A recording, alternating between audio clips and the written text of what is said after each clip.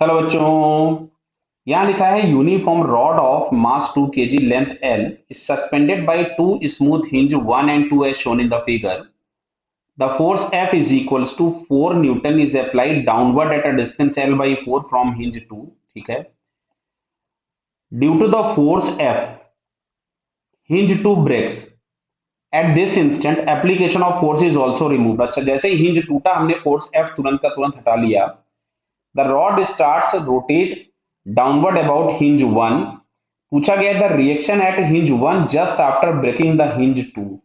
तो जैसे ही hinge 2 टूट जाता है वैसे ही हमने फोर्स भी हटा लिया, तो क्या हम लोगों को ये रॉड कुछ ऐसी दिखाई देगी कि केवल और केवल हिंज 1 पे सस्पेंडेड है और यहां कहीं से इसका केवल और केवल एक एनजी एक्ट हो रहा है जो कि 20 न्यूटन है, क्योंकि मास हम लोगों को 2 kg दिया है। क्लियर? तो अब यही अकेला एक टॉर्क लगेगा जिसकी वजह से इसमें एक एंगुलर एक्सेलरेशन अल्फा आ जाएगा। तो यहां से अगर हम लोग देखें और एक फोर्स यहां से लग रहा होगा हिंज का जो भी नॉर्मल है, आपसे वही पूछा गया है। क्लियर? तो 20 इंटू एल बाई टू बराबर आई इंटू अल्फा, और आई हो जाएगा रॉड का M L square by 3 because it is rotating about one of its and.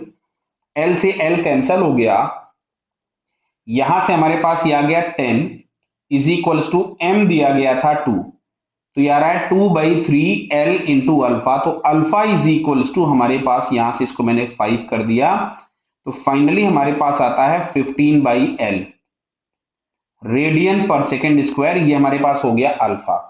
तो अच्छा, मैं अगर एक्सेलरेशन ऑफ सेंटर निकालूंगा तो इसको मैं लिखूंगा L/2 इंटू अल्फा। तो L/2 इंटू अल्फा, अल्फा हमारे पास था 15/L, तो ये हम लोगों के पास आ गया 15/2 मीटर पर second square acceleration of the centre of the rod. Clear है?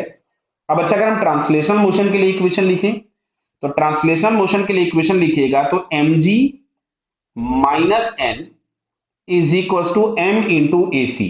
क्लियर है? चलिए, तो यहां से mg हमारे पास था 20 माइनस एन, m था 2 और ac हमारे पास आ रहा था 15/2। तो यहां से नॉर्मल रिएक्शन हम लोगों को मिल गया 5 न्यूटन, या जो फोर्स हम लोगों के पास हिंज लगा रहा था दैट इज 5 न्यूटन, जो कि हमको थर्ड ऑप्शन में दिया है। सो इस third answer is correct. Clear बेटा? Okay, all the best.